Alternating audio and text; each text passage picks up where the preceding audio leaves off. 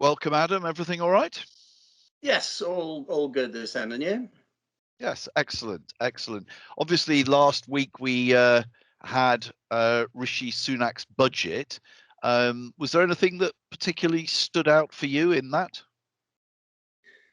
Well, I think there was one thing that, whilst lacking in detail, seemed to be an interesting trailing of intent, is probably the way I'd put it. And it's something quite close to our hearts, where the Chancellor said that pension funds were the key to unlocking growth in the economy. Now, there's no more detail around that, but I can take a pretty shrewd guess at what it is that he's referring to, which will be a loosening of their investment policy to allow them to invest in certain asset classes that they currently don't touch, which is very interesting, and which is a subject that we have been extremely engaged with on a day-to-day basis for the last 25 years or so. Do you think does the quantum of this actually make a difference, or is this sort of a tinkering thing? Well, of course, that will depend entirely on the architecture that they design around this, if they indeed get around to doing anything about it. But in absolute terms, the quantum is really significant. I mean, it's the pension funds in the UK are the largest single pool of money, and they're currently standing at around £3 trillion. So, yes, potentially it's a game changer, but there are significant bear traps hidden in the woods. What would be your thoughts on how the government might go about this? Would they set up some kind of UK PLC bank that the pension funds could invest in, or what mechanisms could be used? Well, the first thing that you have to note is that pension funds already invest heavily in UK PLC through government bonds. So, they're the biggest single buyer of certainly the biggest single domestic buyer of government bonds, which are useful to them because they're liquid, they're low risk. All right, the coupon isn't always amazing, but the major mandate of a pension fund is to be able to meet its members' liabilities as they fall due. And under those circumstances, with pension funds buying the bonds, the government assumes the risk of then distributing that cash in whatever way it sees fit, building bridges and motorways and schools and hospitals and so forth.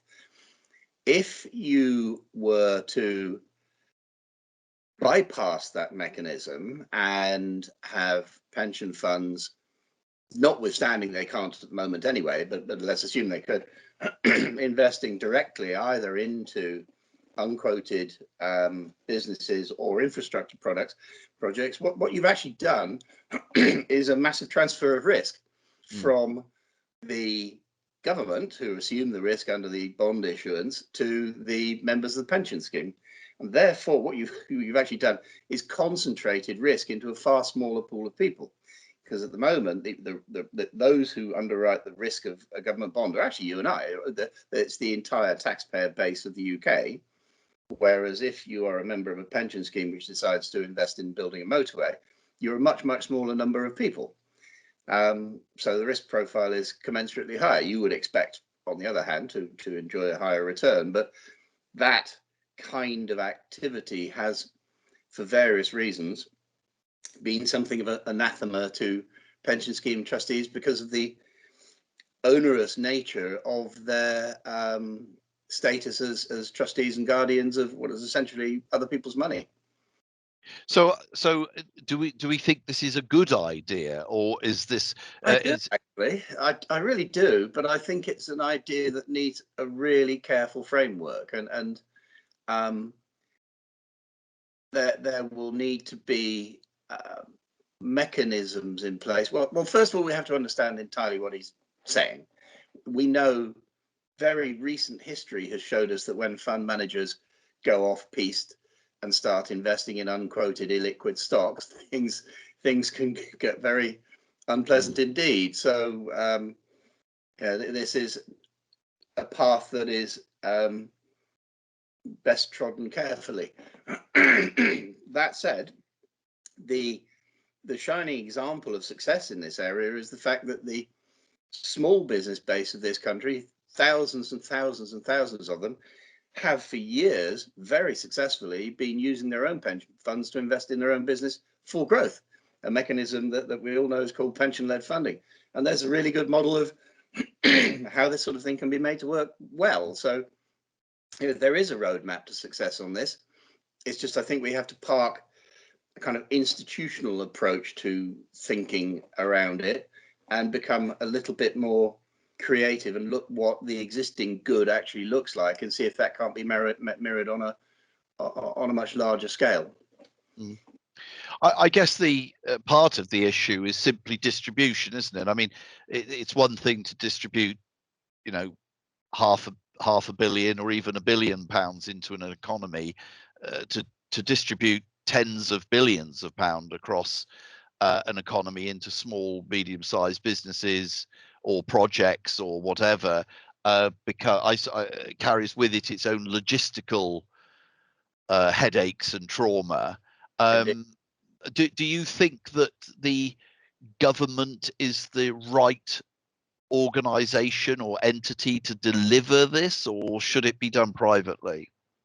I smell the involvement of the British Business Bank as being the likely method of distribution in exactly the same way as it has been through recent government initiatives to get money to business. Being a kind of quasi-governmental body with its roots and activities in the commercial sector, but being publicly owned, it's been established for pretty much entirely this kind of project. Now, historically, what the British Business Bank has done is essentially waived a big fat pile of government guarantees and or cash at existing private sector distribution providers, such as the banks and some alternative funding providers and so forth.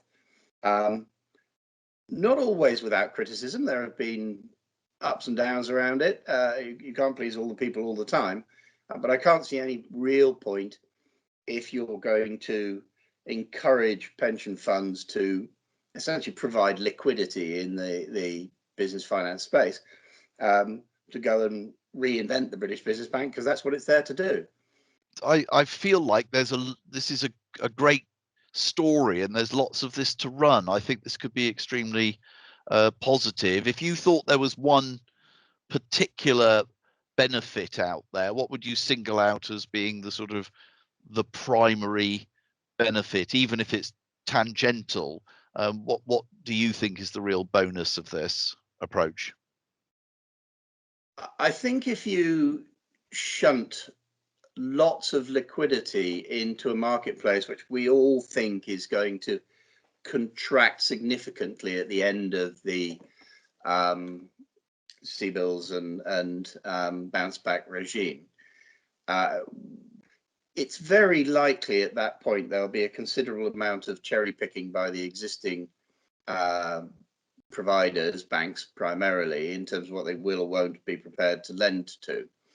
I think by adding this kind of liquidity, and possibly in a way that bypasses them, what you're going to do is encourage some competition, which may well get them to get their thinking caps on and think again in terms of the sort of businesses that they are prepared to support, which can only be a good thing. I mean, we have definitely been in the thrall of a small number of very large providers for a very long time, and we all know there are various government initiatives to try and rebalance that, but they still overwhelmingly own the plumbing and that space. So the activities of providing non-bank finance to businesses have been useful in the margin, but they haven't as yet kicked out the chocks and gone flying off down the runway.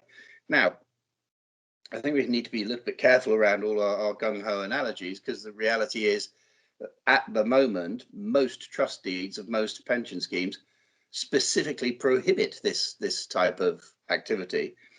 And I would be a very nervous trustee indeed of any type of pension scheme that was accepting a mandate to get involved in these kinds of long-term illiquid investments without some pretty robust protections, and it will require a change in the law, and possibly some further government guarantees, which then sort of in a circular way plonk the risk back onto the taxpayer pool again, not the membership pool. So, these are all things that need to be thought through very carefully. But the dangling golden fleece that we can see is the fact that there is this tremendous pool of potential liquidity that can be, under the right circumstance, leveraged to turbocharge the economy. All right. Well, excellent. I think lots to think about. I'm sure we'll revisit this one. So thanks for your time today. You're welcome. Thank you.